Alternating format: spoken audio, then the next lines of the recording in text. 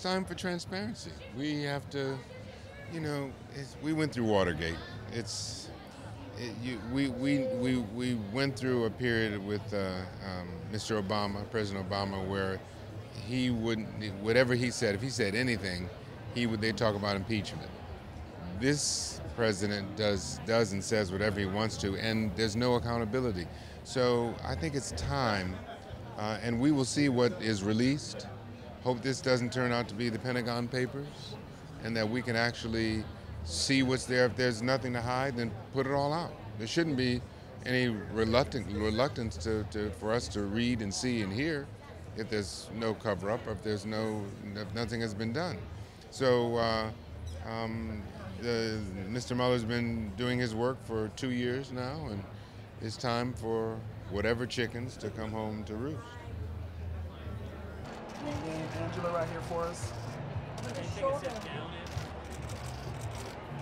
And Angela right here. Give me one more time, Angela, straight ahead. Well, I'm hoping that we do get to read it, to see it, and not just get hear tell of it, from the other, but that the American public gets to, lay their eyes on it. I think it's important. Lisa, one time can you shoot over? Just one time right here. Straight ahead, that beautiful smile. And Lisa, right above in here. Lisa, front of the dress down Lisa, here. one last time, looking straight ahead. Lisa, one more time here. Lisa, I have very low expectations of the report. I feel like a lot has been made of it, and we're all going to just be like, there's going to be plenty more investigations to come. Because there were no indictments that came down with it right away, I don't really know what that means. It's all very confusing. Agreed.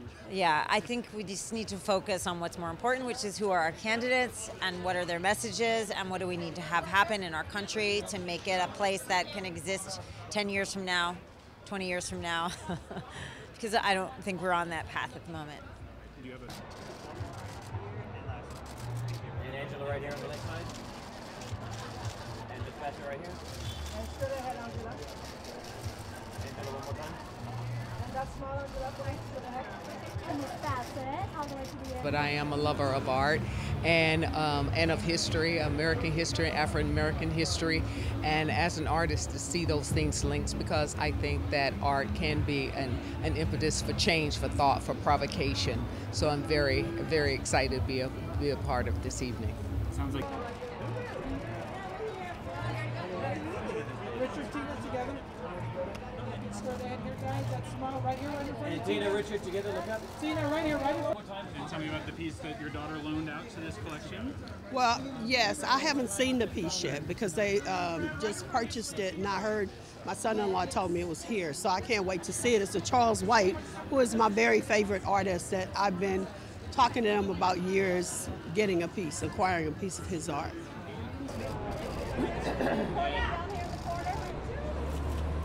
And Courtney, one more time here, sir. We just love art.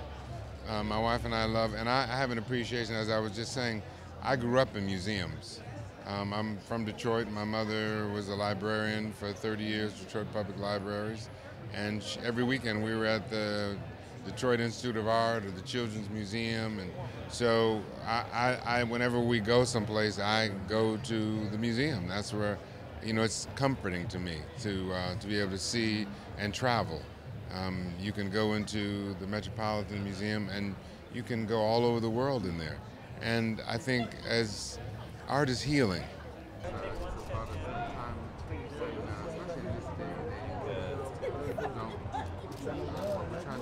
I know, right? And ladies together, look up. Ladies to the right here, right in front of you. That's And ladies, both of you right here for me. And one more time, right here. On the left side, Tina. Tina, looking straight ahead. And Tina on the left side, Tina, right in Tina. front of you, Tina. Right Tina, right here with the hands, please, Tina. Tina, down here. And I know that can get me out. Can I get you back one time? How long have you been with AP? Done. No time for photos. Yo!